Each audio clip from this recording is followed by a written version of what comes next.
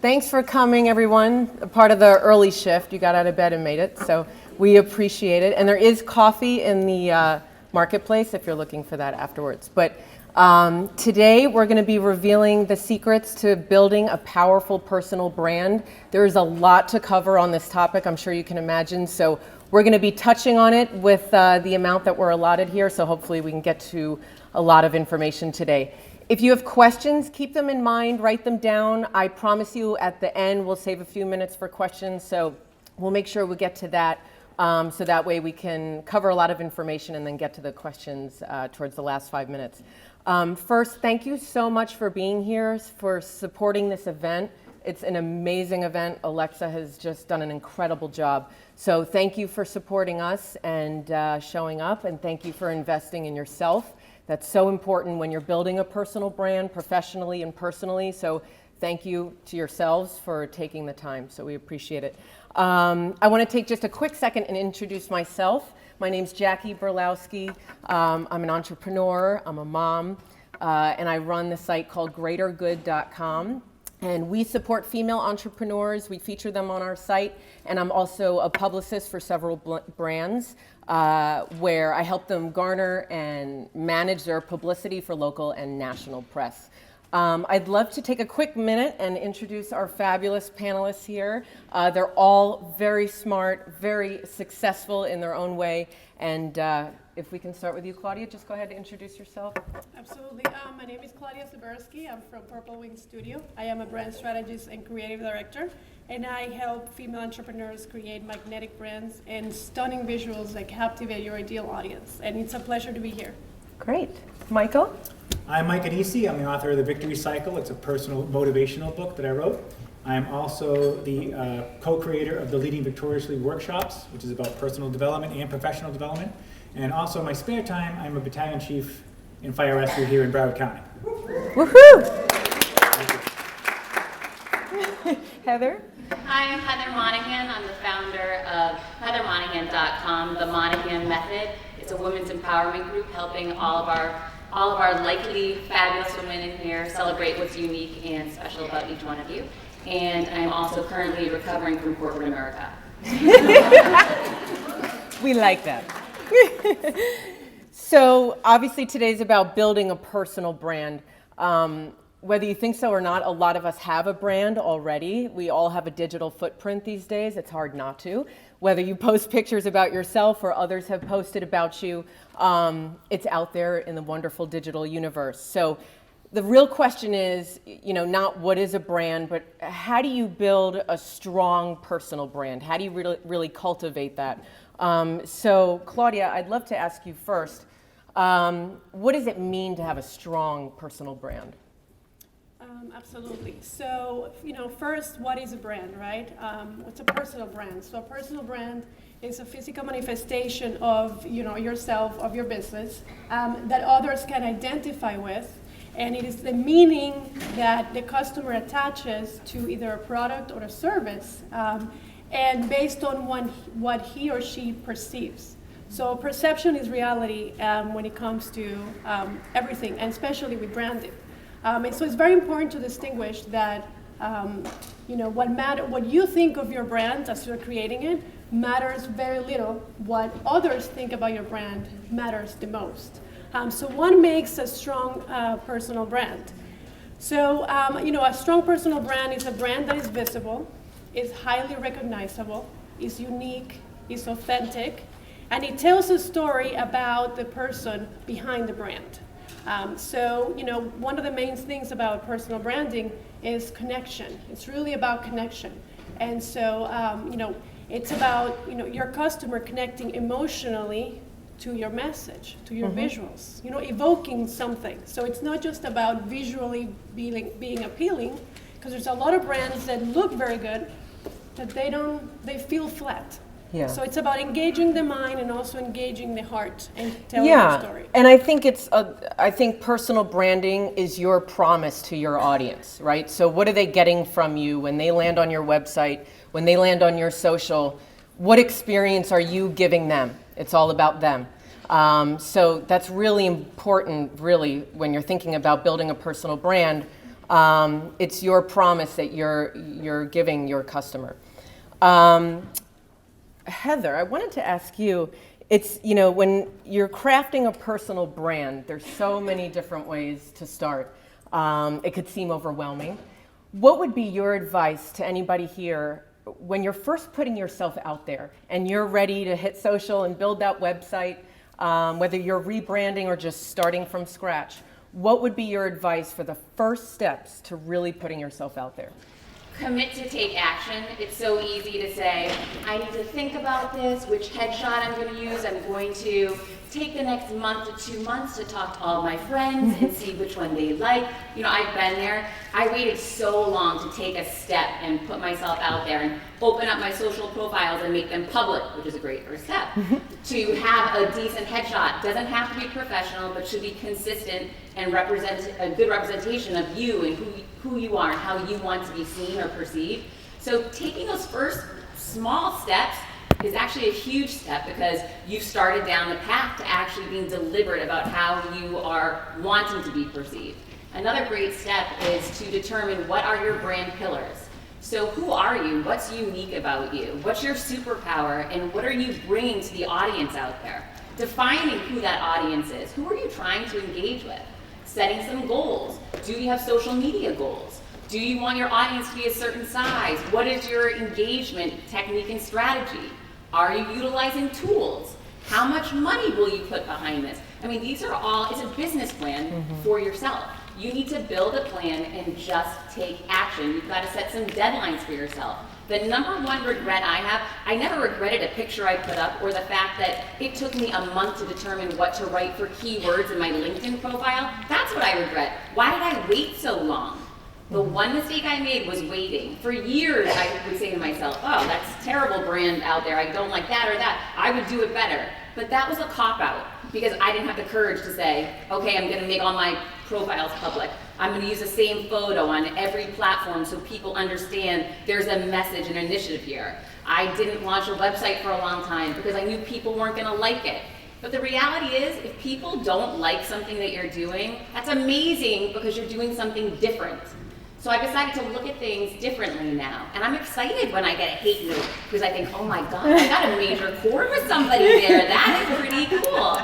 If we're like everybody else, no one will be bothered by what we do, and we can fly under the radar and we can keep pointing at everybody else and saying what they're doing wrong. But when we decide to shine our light, take action and put yourself out there, that's really when you started your brand and you'll watch the momentum build. So take that first step. That's great. Because it's one thing to talk about it and you dream of it and you see where you want to go. It's about actually taking the first steps and doing it. And even if it fails, that's okay too, because you're figuring out what's working and what you can eliminate. So Absolutely. I think that's super important. Michael, I wanted to ask you, what in your career has worked tremendously for you? Because you're successful in a lot of different realms here. Is there something, whether it be vlogging, some people are comfortable with that, or a book, or a YouTube channel, or social media, or just your website, or events? Is there something that's worked for you tremendously, and how did you use that to your advantage? How could it apply to others? Well, what I did is I wrote a book. So that was where I started with that. I started because I needed something to open the door. It wasn't just, I had an idea, but I wasn't sure how to deliver that idea. So what I did was I wrote this book, and I started as the Victory Cycle, and it's about basically bettering yourself and stepping out there and taking that vision and taking it and making it real. It's starting at step one and following it along and driving it forward. When I wrote the book, most people said, oh no, we don't want another motivational, self-help, personal development. We don't need that. There's plenty of that. And I said, you know what? There's always a need for that. And I'm going to trust my gut and trust myself and believe in myself. And whatever you do, make sure you believe in it, make sure your whole heart is in it, and bring yourself to the table. That's what I did too. In the book, I talk about the fire service. On the cover, there's fire. I bring those leadership experience, real world leaderships, to life there. And when I speak, I talk about that too, because I want people to be grounded. I want them to have real world examples. But most of all, it's just evolution. Taking the book from one thing and putting it out there and publishing a book seems like, wow, that's a big deal. Then you find out there's thousands of books out there. How do you stand out from that? You have to start speaking. So you start to evolve. You start speaking, and from there I grew that into a workshop. So now we have a 1, 3, and a 5-day workshop. So by pushing it and constantly pushing the envelope, and like Heather said, not being perfect, Perfection will stall you out. You have to take the steps. They may not be perfect, but you can always improve on those steps. You can always advance your cause one step at a time, but it's about taking that first step. And that book, which started out as bullet points on a piece of paper for me, turned into chapters, and then turned into a book, turned into a workshop, and now I've actually been over to the Middle East. I was like this, but I made it. I came back, and I'm good. It's about taking that step and taking the initiative and believing in yourself and finding that purpose. And in branding, make sure you brand it with your heart and soul. Because if you don't believe in what you're doing, in a year, 2, 3 years, it's not about money. It's about experience in living your dreams through yourself and through your message and through your brand.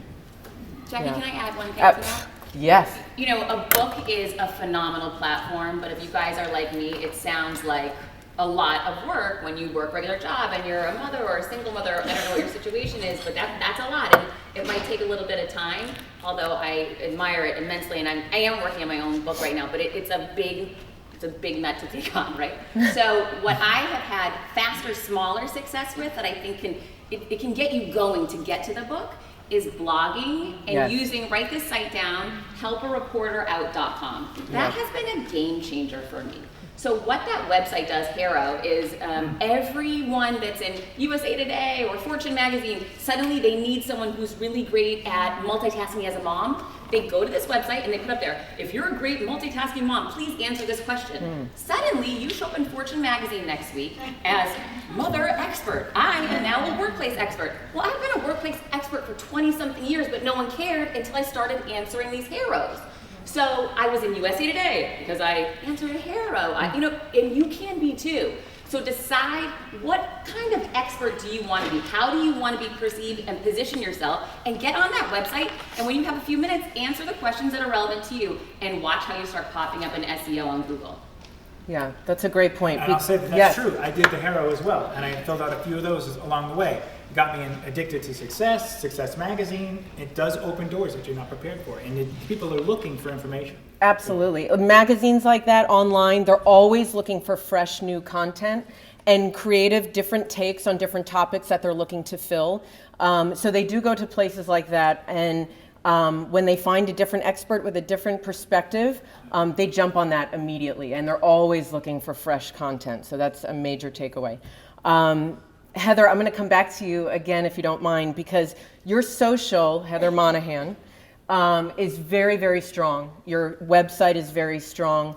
A lot of people find you through social, through your website. Is there any specific tips you can give people for their social when they're starting their branding to come out of the gate really strong? Should they have anything on their social media? Should they have anything on their website that is just a must to make sure their brand is strong from the get-go? Yeah, having a consistent picture across all platforms that is, again, it doesn't have to be a $50,000 professional photo, but it just have someone take a nice photo, good lighting, get your hair done, really invest in this picture, because I launched my brand a year and a half ago, I still have that same photo up. I haven't updated it yet because you want to change it all at the same time. You want to be recognized as that brand, that photo, that image. I have that same image on my website. So and when I'm in a Haro, I always send them that image too, because I want that to populate. I want people to see that picture and remember Heather Monahan, what that means to them, and connect those dots. So you really want to have consistency. The other thing that was really important for me, and literally a year and a half ago, I was getting 20 likes on a photo. I had 800 people following me. You need to talk to people that are in a space to take the hacks from them. I found out there was a platform called Social Runner. It was $50 a month, and it could grow my Instagram. Oh, really? Okay. I signed up for it. All of a sudden, my Instagram was climbing. There are these little tips and hacks. The $19 a month Haro subscription that I got took off. So there's some small investments you can make, but talk to people who are great in social. We all know someone. My son is amazing on YouTube, and he recently told me my YouTube is terrible. So he said, you just don't put any time into it. Let's create a plan. And I'm going to, and I'm leaning on my 10-year-old because he's on YouTube all the time. You never know where you're going to get that inspiration or tip. And he said, you know what? You're not doing giveaways. And I never thought of a giveaway. I'm like, oh my God, he's right. I need to do a giveaway. He goes, why don't you do a tutorial on YouTube? He gave me these great ideas. So sharing your dreams with people, your kids, your family, your friends, and asking for help is instrumental in really taking off, because you never know where you're going to get that next great idea or tip. Like for me, that Social Runner really helped me with Instagram. And then the other real key thing is being consistent. You can try some different things, and you might try like a glamour image of yourself, or you might try yourself at work and in a meeting, but then you might find out, hey, it's those inspirational messages I put that people really like. So I want to stay true to what people came to find you for originally, and they like. Make sure you're giving them that stuff that, you can mix it up once in a while, but really be consistent to that brand, that message, and those brand pillars we talked about early on, because it's really important to keep your audience engaged. Great. Another important point when you're building your strong brand is there's a lot of success in associating your brand with other strong brands. There's a lot of different ways to leverage that, and your personal brand is really strengthened or weakened by who you partner with and who you do business with and who you associate with. So Claudia, I'd love to ask you, while you've been growing your business and getting more clients and doing the things that you've done over the past several years, how do you find other strong brands to associate with, and how do you leverage that for your business? Absolutely. So one of the major things for me is recognizing that branding, people associate with brands that elevate their self-concept. So what does this brand say about me? So there's the people who drive, like for example, with the car that you choose to drive, who drives an Audi versus a BMW, what does driving this car say about me? So then, you can take a look and see what your audience, because this is about learning who your audience is, what do they like, where are they hanging out, what brands are they buying. So it doesn't necessarily have to be specific in the industry that you're in. It could be any array of brands or products that your audience is utilizing, and just simply reach out to them, just like you're saying. Just reach out to them. You can do blogging, and just put yourself out there. Just knock on the door and simply ask the questions. How can we collaborate? Right. How can we support each other? And then that opens the door. I think a small example of this, before this event, I partnered with Alexa, and we did, the Greater Good did a giveaway with Women Empower Expo, 2 tickets and a consultation with me, and we found ways to partner with each other. So throughout the last month, we've really been elevating each other, and we both have the same purpose, to really support and empower female entrepreneurs. So it's a good fit. So anytime you can do that and really partner or guest blog on other brands, or is there any other things that you guys can speak to where you've partnered with another brand and it's really helped both leverage that? Well, I think the most important thing to note is it's a numbers game, like sales and anything. So don't get discouraged. Oh, I sent Gary Vee a note on DM on Instagram and he didn't respond. I sent Gary Vee 300 notes and he responded. But those first 299, he didn't answer me, right? And finally he wrote back, he's like, you are a pain in the ass, what's up? And so now I have a dialogue with Gary Vee. But that doesn't happen because you shot one note, you shot 299 and still sent that 300, right? And every time talking about value for him. Hey Gary, I don't know if you're trying to grow your female audience, which I know he is, but I have a really good handle on this unique approach. Here's how I think I can add value to your socials. Think about putting yourself in the other person's shoes and just keep trying. Hey, they say no, you're still alive, you're still here, we're gonna get through it, right? You have nothing to lose. Why not give it a shot? Yeah. In the world of PR, when you get a no, it's like, well, it's still a success because they opened your email. So that's a win. They didn't just delete it and put it in a bucket from like a year ago. So it's still a win in my book. Michael, over time, how would you advise people to really establish brand loyalty? Year 1 is one thing, year 2 is another, and then year 6 and year 8, and you're still going. How do you get your community and your audience to come back to you over time? But what I'm trying to do is just keep evolving.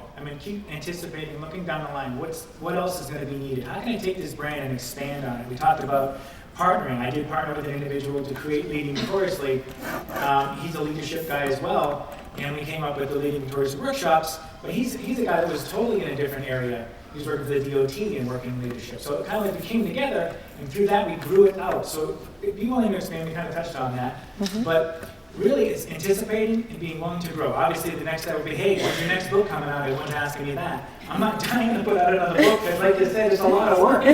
So, it's just a lot of stuff. So that's like the next baby question. Right. Yes. When are you having your yes. second baby? Love yes. that. I just got the book out, and everyone's like, what's your next book? I'm like, I think this But be willing to look at other options. I mean, just like the workshop, it's a whole other area that we've come across. Yeah. We've driven into True Colors International. That's something I never heard of, but now we're working on that. It's a personality development. You kind of look, what kind of personality are you? What are your traits and so forth? And we're building that into Leading Victoriously. So be willing to expand, be willing to grow, and be willing to look down the line and anticipate it. Part of the victory cycle is that there's obstacles in the cycle itself, and it's looking down the line. What can I forecast? What do I think might happen in 2 or 3 years? What brand can I? How can I expand my brand to take that in? Yeah. So that's Great. anticipation.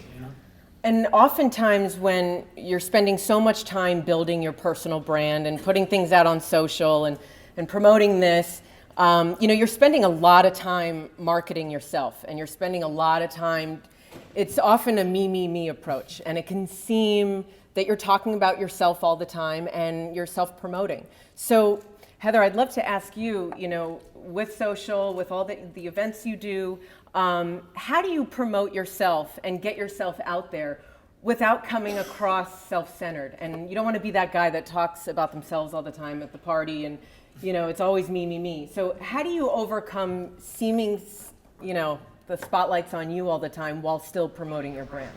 It's interesting that Jackie just said that guy at the party, right? Because typically I think you'll probably all agree, please don't get mad at me. Typically, men have a much easier time promoting themselves and talking about great things that they're doing, right? It's sort of just natural, it's innate in them. Where women, on the other hand, are a little, I should play that down. I might, someone might think I'm a narcissist or this or that. And I'm right there with you. I used to be the same way. I turned over this leaf and I encourage every single one of you to do the same, because we live in a very different world now. It shouldn't just be that men should feel good about celebrating their wins. We all should, whoever you are, feel good about it. And the way that I learned this was I was awarded a glass ceiling breaking award from the state of Florida for helping women in business, and I didn't tell anyone. But my assistant at the time saw an email come through, and she called me and she said, "Did you just win this award?" I said, "Yes, I did. Don't tell anyone. It's so embarrassing." And she said, "Are you serious?" But I was serious. I was embarrassed because then people would think, "Oh, there goes Heather again, bragging about." I didn't think of it like, you know what? Maybe this would inspire someone to realize that they too could go for something that I didn't know existed, So my assistant was so mad at me, she put it on social media. And I will tell you what, she tagged me in it. The response I got back, it was overwhelming. My cup runneth over. I was blown away. I got private messages from my friends. "Hey, you really inspired me. I shouldn't give up. I'm going down the road trying something. I really appreciate you shared that." That moment for me changed everything. From that point on, I started promoting myself the same way I had seen men do it. And I knew, like what Jackie said, people might say, "Heather's all about me. And some people did. I'm not going to lie to you. Some people said, "Oh, she's so full of herself," and this and that. And I thought about it? Heck yeah, I am. I worked my tail off. I'm 43 years old. I've been raising my child. I've gone through divorce. I've gone through a tough childhood. And I'm so proud of what I've done. I have broken the glass ceiling, and I want other women to know they can too. And if you don't shine your light, people won't know that you are out there making it happen. And I think it's all of our responsibility to shine our light. I was working with a young lady last week on her resume on LinkedIn, and I said, "There's nothing tangible here. There's no action items. I want to know what you've accomplished." And she said, "Oh, I didn't include that." And I said, "Why not?" She said, "I figured people would think I was bragging." And I said, "Oh my God, change the way you think. This is your highlight reel. Rewrite this thing as it's your highlight reel and send it back to me." And when I got that thing back, there isn't anyone in this state that would want to hire this girl. And so she changed her resume, and suddenly she was getting interviews. So let's change the way we look at it. Instead of worrying about being me, let's worry about shining our light, because everybody needs you to do that. Great. So Claudia, real quick, we've got a couple minutes left. I do want to save some time for questions. What I think is really important through branding, I've been through it myself a few times, I'm sure we all have, is pivoting. What if you need to pivot? What if you are going through a complete rebrand? What if it just changes over time because your community, your audience needs other things from you? How do you keep a strong personal brand, Claudia, going through a major or a minor shift without seeming flaky or you don't know what you really want? I think it's really about keeping it real. Just communicate with your audience. Bring them along in your journey.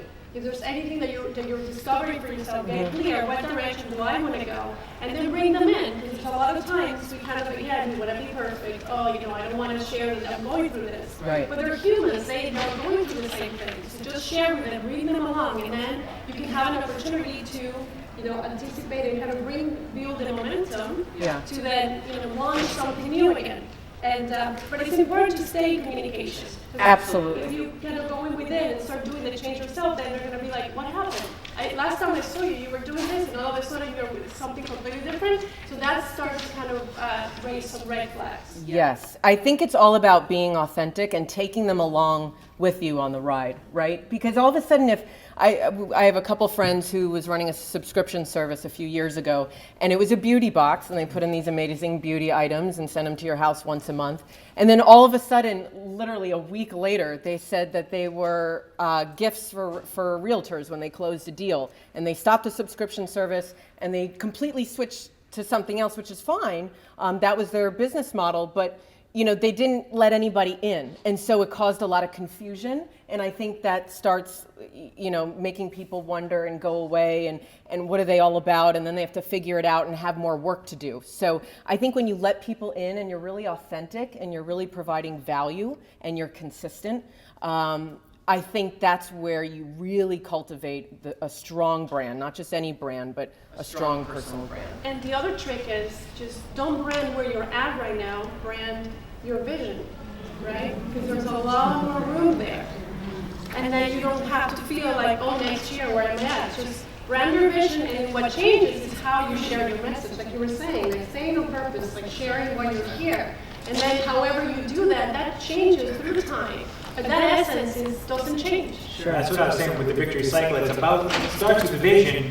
Victory is an acronym. It comes all the way around to the back end, which is why, which says year-long adjustments, meaning what's working, what's not working, what do I change? Does everything add up to that vision? That's why it's a cycle, because it's constantly improving, you're constantly changing and evolving, but you want to make sure you're on course and you're taking those things into account, otherwise you can get totally lost in where you're at. You lose who you were at the beginning. Yeah. And that's why I said before, make sure it's something you love that's deep down inside you, because if it's not, you'll definitely lose it. Yeah, kind of fade off. Yep. I would love to, we've got a couple minutes left. Does anybody have any questions? We have only a couple minutes, so yes. Oh my God, it's like going back to school. You in the front row, yes. This is whatever. Your picture, I thought it was interesting. You're like, use the same picture all the time. I have some pictures that say more about me than just a headshot. Would you use that, or just stick to headshots? No, a headshot. For LinkedIn, specifically Instagram, there's not enough space. It's not large enough, right? If you want to use that backdrop on Facebook, you've got that large area. You could be laying down on a desk, whatever you want to do. But you need a good headshot. I have one of those, actually. Yeah. We have time for one or two more real quick questions. Yep. How are you? Just going back to what you guys said about branding your future, what if you're still currently working in corporate America and you need that income and need to still kind of go out there and sell yourself on that because it's feeding your family, right? And then building your vision. How do you not confuse the two? You work your ass off. That's what I'm doing. I'm a full-time battalion chief. It's not like I have all the time in the world, but you have to make the time, and you have to keep driving it forward. Bring some of that in. Bring whatever expertise, whatever your leadership qualities are, bring those stories to the table. Bring some of that power to the table. When I talk, I don't speak about, I'm Mike the battalion chief, but I kind of bring that persona with me. So I have the confidence to go through these things. And if I can add something, right now is the perfect time to start building your brand. Yes. Because it takes time to build that momentum. So when you are working for somebody else, Yes. just start to get clear, start putting it out there, start sharing. That's how I started with my brand. And it took about 4 years to really make the leap. But by the time I made the leap, I had already created, built a reputation. So it's a perfect time to start building. And I would say to that point, I was recently fired 60 days ago from my regular corporate America chief revenue officer job. And ultimately, I think it was exactly for what you're alluding to here. I built up a personal brand, and I think that somebody there really didn't like it. Now, I will say this. You get notes along the way, so they give you the chance to say, get away from this. I don't like it. It's making us upset. We don't like it. And in those moments, it's sort of, things happen for a reason. You say, you know what, I'm going to lean in even more to this, because I do love what I'm doing, and I'm not doing something wrong. And I am me, and I want to be proud of me, and I'm putting myself out there. And the moment I ended up getting terminated, which was like you, that was what I feared. I have a household to pay for, and who's going to pay my bills? When that happened, everything changed. It was that pivot moment, and it was for the better. Even the one thing they took from me was my paycheck. They didn't take my reputation. They didn't take my network. They didn't take my contacts. And I realized I was being treated poorly, and now I'm happier, and more opportunities are coming towards me, and I can choose what I want to do. And I'm sure you will be able to, too. Thank you so much. I'm so sorry we're out of time. We've been given strict orders to end. Thank you, guys. Thank you so much. We appreciate it. Ask questions personally to us. Feel free to